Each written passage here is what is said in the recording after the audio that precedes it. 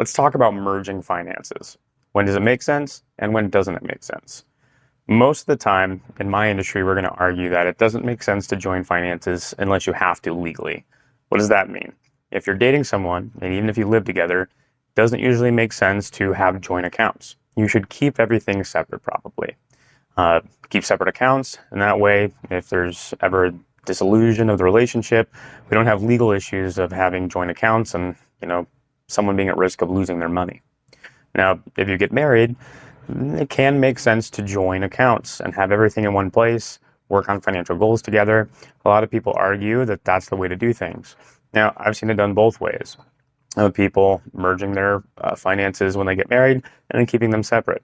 And likewise, I've seen people merge their finances when dating and keeping them separate. So obviously, if you get married, especially if you're in like a community property state, for example, it doesn't really matter what you do with accounts. Everything's 50-50. So you have to think about that as well.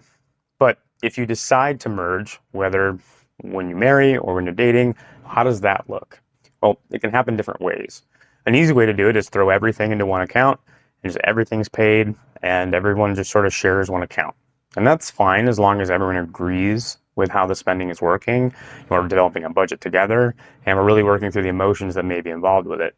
But if we keep things split, it can be a little hard to figure that out. Oftentimes what people will do is they'll have one spending account that pays all the major bills, and then we have separate accounts for each individual for them to use for discretionary expenses, all the fun stuff, right? The shopping, the yoga classes, the going to football games. But how do we decide how much goes into those different buckets? There's the 50-50 model of I pay 50% of the bills, you pay 50% of the bills. Problem with that is, what if you make twice as much as I do? That's not very equitable. So another way to do it is, hey, I make twice as much as you, so I'm going to pay 66% of the bills, and you're going to pay 33%, and then the proportion that we keep for discretionary spending is equitable compared to what we make. But at the end of the day, you have to agree on this together.